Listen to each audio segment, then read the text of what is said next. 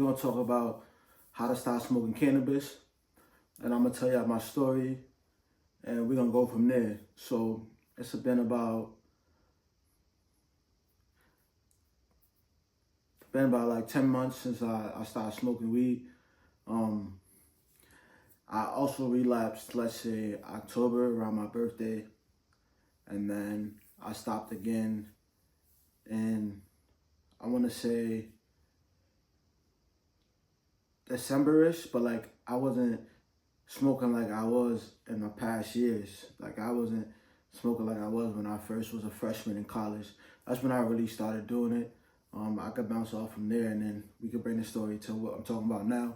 In high school, I did not smoke at all. I mean, I knew people who smoked, and I had friends that smoked weed, but I never was the one to indulge into it. It just never was it was never my type of, you feel me, my lane. I could say that I dabbled in it before, of course, with a female. I did that. No, I wasn't a female, but yeah, I was in high school. I was in high.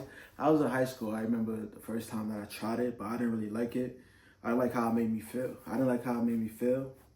I didn't like how it made me feel. I just didn't feel right. You feel me? I felt like I was in another world, another realm. Um, I went to my friends, and he had like bong upstairs and stuff like that, and like people would come over there and smoke, and like they would write their names on the wall or whatever, like whoever came over there, and it was just like, people thought it was cool to smoke. You feel me? I mean, you experience things, you see how things are, you test it out, whatever. Part of life. You live and you learn things, and you either progress or you digress. But what I want to say is that, yeah, so in high school I tried it, but I didn't really pursue it. And then when I graduated, I went to college.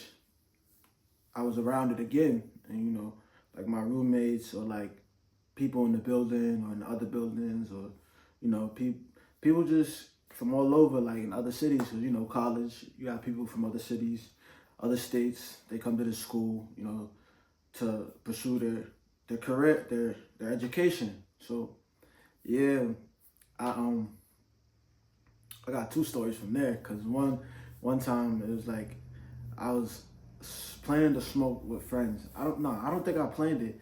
It just happened. Like they had it, and then I tried it. Like we went in the parking lot, not the parking lot, but we went in like the, where is it? What is it? What is it called? What do they call that? I'm trying to think what they call it. I'm gonna just say the parking lot of the buildings. You feel me? The parking lot of the dorms. It was nighttime. We snuck out there. It was me and a couple other people, right? They had experience smoking, but me not really.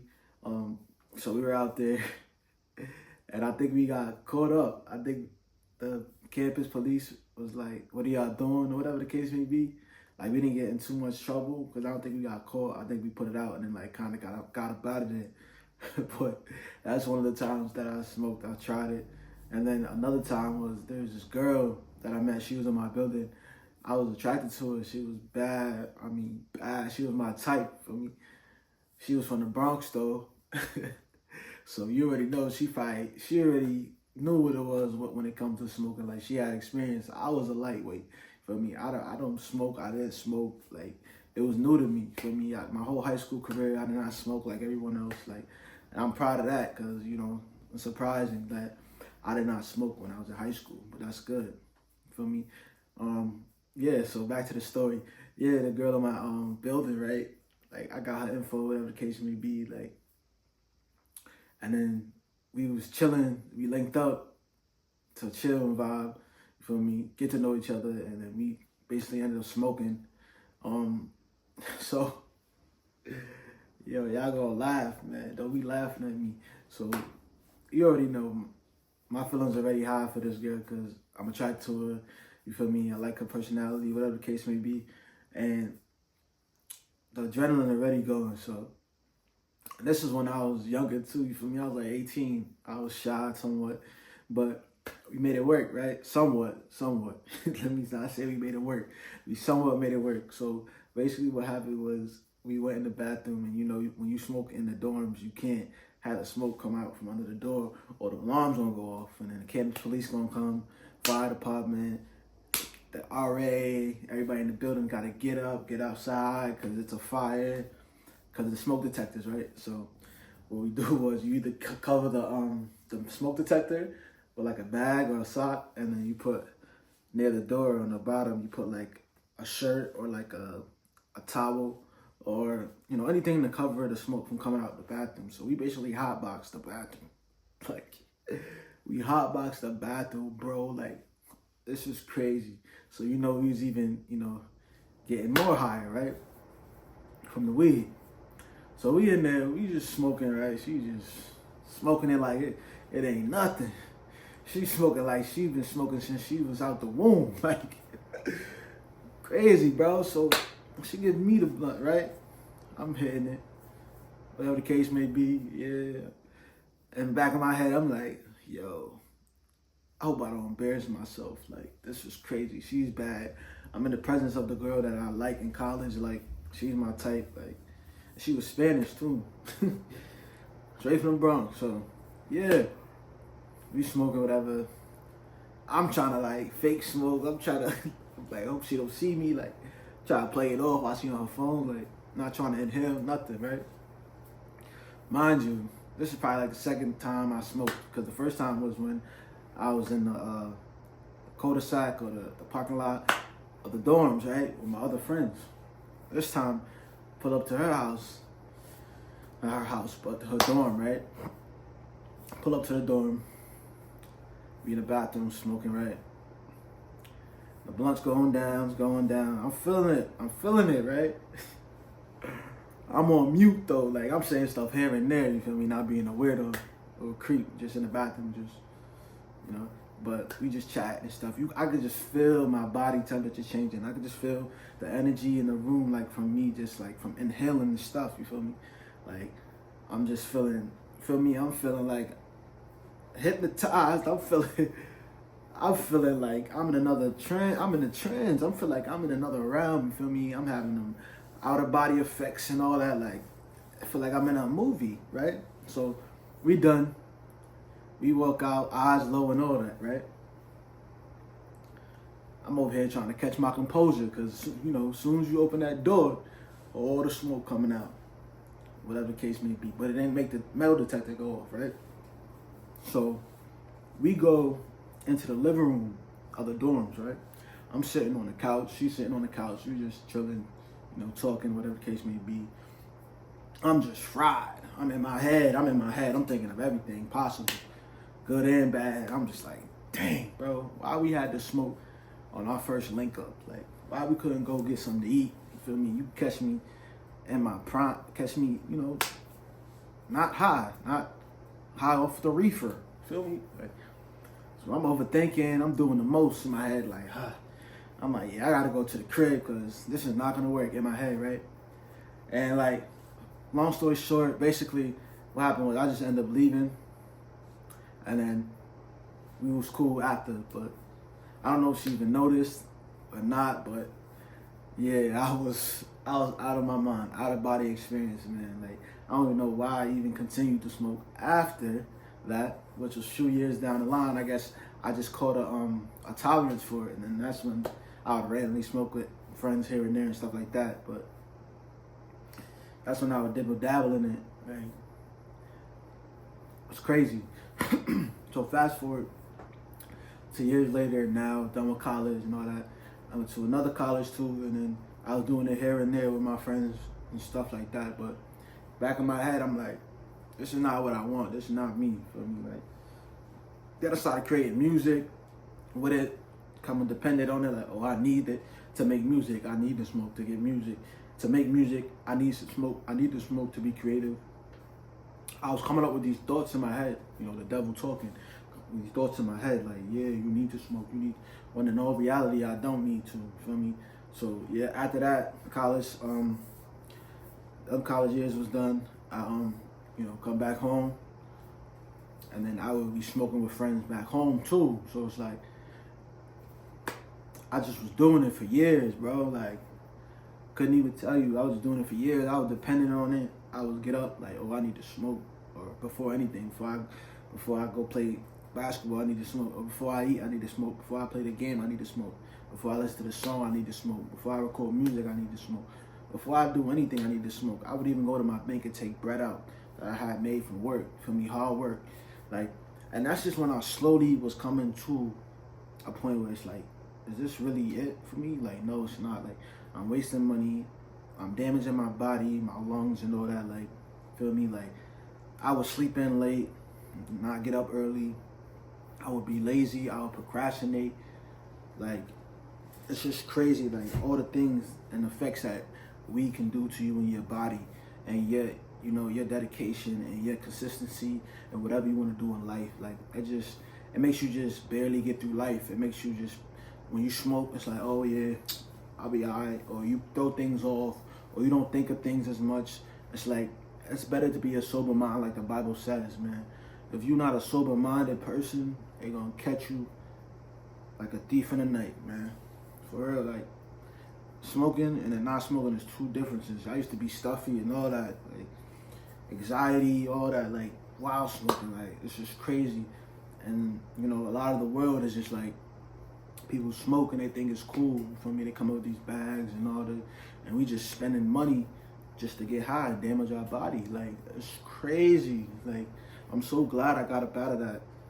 But I know I'm kind of jumpy with the story, but I feel like it's kind of adding up. But, yeah, so after that college, session 2, I went to TC3 and I went to OCC, upstate New York. I'm back home, I was smoking, you know, getting in ciphers, smoking with friends, hitting friends up like, oh, trying to match, oh, 5 for 5, oh, like, what kind of gas you got? So, like, the day consisted of that, and we weren't really getting nothing done. I wasn't getting nothing done. I wasn't doing nothing. I would do stuff, start a task, and then end it, and stop, and then don't go back, and then start a new task.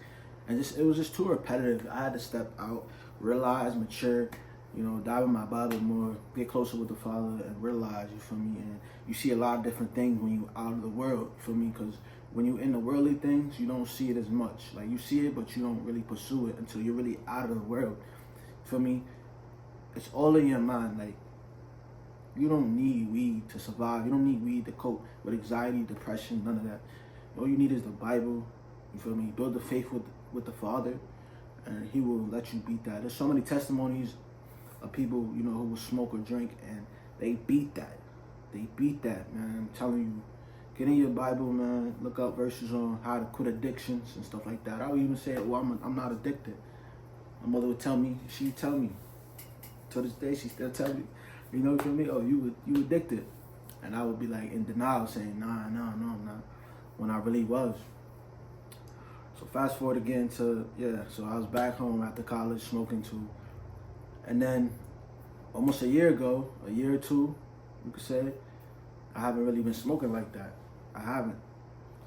I really surrendered the weed smoke, and I don't do it anymore, you feel me? I make music without it. I make music better, you feel me? I get up early, pray, get in my Bible, I work out, you feel me? I'm taking care of my hair, I'm taking care of myself, you feel me? I'm completing tasks, I'm doing things, you feel me? I'm not putting things off. My mindset is just different. Like, I go back to school and just finish, you feel me? A whole not even a whole semester. I could finish and get a degree right now if I really want to, you feel me? But this is all raw, no edits, and this is me just, you know, being vulnerable with y'all and telling y'all about my weed journey, how I stopped, and the effects of it that it had on me. But you notice a lot of different things when you start smoking too, like from all the blunts that I smoked, all the grabber that I had in my weed mixed up with it, which is, you know, nicotine. It also, like, once I stopped, after months, you see that all the mucus comes out. To this day, it comes out because it was all on your lungs, all the tar and all that, you feel me? Like, such a big difference. Mindset and everything all around for your body, your health. You have more energy, feel me? I also would be like, oh, music sound better when I'm high. It does sound different when you high, but it don't sound better.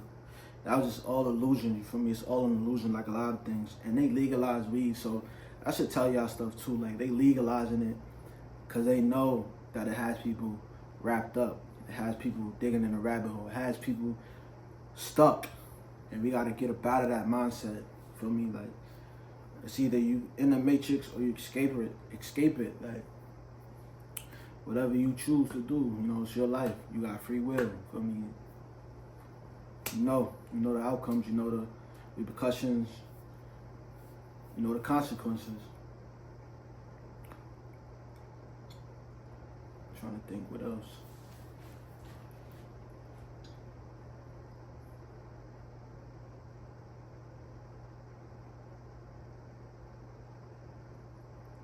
Also with drinking, like I'm gonna do that next, but yeah, like when I started smoking, I couldn't sleep at first. When I started smoking, I was having nightmares. My body wasn't used to not getting that, you feel me? So for months and months on top of months, I had to get used to not smoking and not being dependent on it, and I overcame that, you feel me? So with prayer and you doing the work too, because you can't just pray and then not put in the work also. It's not going to work like that. That's for anything. You got to pray and put the work in. You feel me? It's 50-50. That also plays along with drinking and stuff. I've been drinking for years and stuff. You know, I used to be out every weekend all the time just drinking. Like, oh, let's link up. What we doing? Oh, pregame this, pregame that. Just drinking, you feel me? And you know, drunkenness is a sin, and I had to stop that. Like, you know, me trying to change my life, and me trying to, you know, progress in life and make changes and save money, etc. I had to stop drinking. You feel me? So I stopped drinking for months. I mean, I could say, yeah, for months. I haven't, you know, last time I was really out in a bar scene was November 15th.